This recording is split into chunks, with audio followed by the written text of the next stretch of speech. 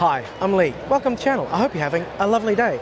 I'm a short, overweight, middle-aged white dude. I've got thinning brown hair, black gloss. I'm wearing a blue t-shirt with my logo on it. I'm standing in front of the Audi stand at the EV Show Melbourne 2023 with the lovely Peter from Audi. Good morning, Peter. Good morning. How are you? I'm doing great. We were just saying it's so nice that there's so many people at the show. Oh, the level of interest throughout the entire show for the 3 days has been beyond our expectations. Yeah, fantastic. It's very. I was quite nervous when I heard about the show. I was like, oh god, I hope this doesn't flop, and it certainly hasn't flopped. Absolutely not. No, it's been great. Yeah. Now you've got some lovely vehicles here on the stand. Can you take us through? Let's just go through a few little features of each of them. So we'll start with the blue one, which is the Q8. Yeah, so the Q8 in ultra blue. This is actually the first public showing of this car in the country. It's fresh off the boat. They're actually just starting to arrive in dealers over the next few weeks. And it's our latest premium luxury full electric SUV. So it's a really good vehicle for families. It's got all the sort of luxury things you'd expect in an Audi, and we expect it to do really well. The next car we have here is in Daytona Grey, and that is our absolute performance flagship. So that's the RS E-tron GT. It's fast, it's comfortable, it's luxurious, it's got air suspension, but it's just a great all-round car. And we've actually got a third Audi here. I saw that. That sits just behind, and that's the E-tron mountain bike. So we're only bringing 25 into the country. It's an e-bike. And it's got Öhlins suspension, and it's got all the things that mountain bike people really love. And it's inspired by our RS E-tron Dakar rally car. So it's got those sort of design elements, right. And so it's our most affordable electric Audi. So speaking of affordability, do we know prices on all of them?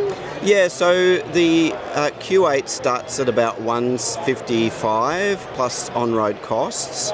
The e-tron GT starts at about $180. That one is a bit more because it's the RS version. And the e-mountain bike, that's $15,999, so a very special limited. You could get four of those, tie them to a plank of wood. That's right. You've got a four-wheel Audi for, what, 60 grand? Exactly. That's great. So particularly with the new lovely one here in blue, could you take me through, like, what are three of your favourite features in terms of, if you're just sitting in it, you're going for a drive, what are some of those nice features where you go, you know, someone saw something that frustrates them about the driving experience, and they've engineered a clever little solution? Yeah, I think there's quite a few things. One of them is the Google Earth integration. It's got Google Satellite Maps, so it's really clear where you are at any time, and you can zoom into the map, and you can even use Google Search natively in the car to find a location using the voice control system. We have a thing called Hey Audi, and you can say, Hey Audi, find me an Italian restaurant, and then it'll go and do that for you in the car. So that's designed to make the cars easy. We have this concept of simplexity. These things are really, really complex pieces of engineering, like your mobile phone, so we try and make them as easy and intuitive to use. I like that, simplexity. Yeah. You were also talking about, just a little bit before when we were chatting, about some touch features with the climate control and stuff? That's right. So there's some really nice feature, just a very simple thing with the climate control.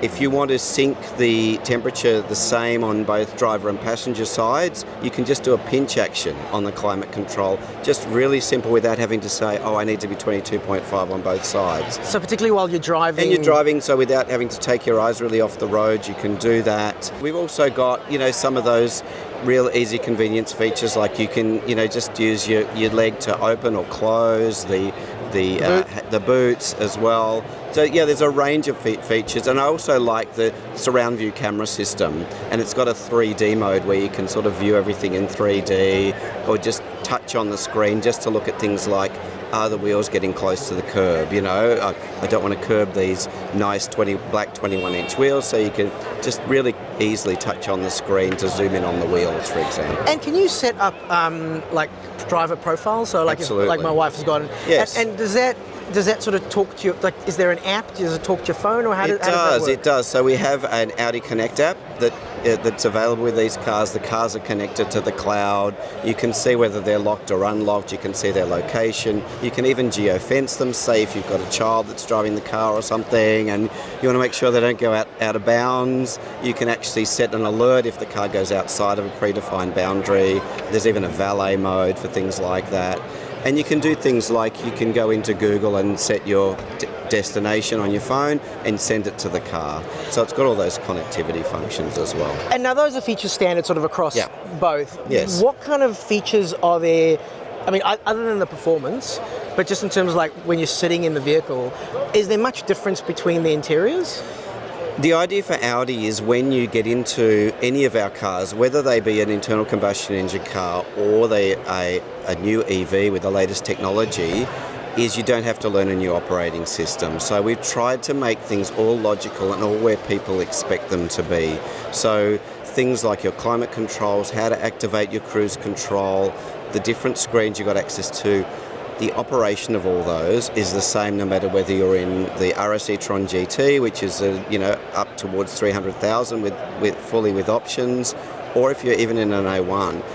There's a lot of similarities in operation, so people can get comfortable really quickly with how to use the cars. So there's that consistency in experience. Absolutely, yeah. Yeah, well, that's good. Yeah.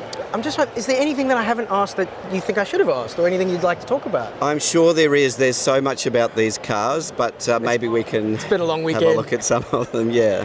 Well, Peter, thank you so much for your time. I really appreciate it. I really appreciate you taking the time to explain that, and we'll definitely come and have a bit of a look. I hope that was helpful to you. I hope you found that interesting. If you have found it interesting and helpful, please like and subscribe. If you've subscribed already, thank you so much for your support, and we'll catch you on the next one. Safe and happy driving.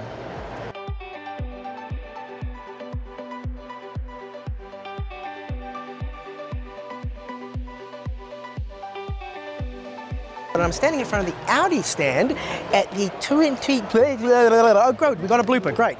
Sorry, I'll try that again. Yeah. First blooper of the day. I'm doing well. Yeah. Sorry, guys. Ready to rock and roll? We're rolling. Cool. Oh, hang on. I've got to do a clap. That was it. So particularly with the new lovely one here in blue, could you take me through? Let me just get you to step in a bit. You're slowly. Slowly moving away. It's because I'm stabbing you with a microphone. Probably.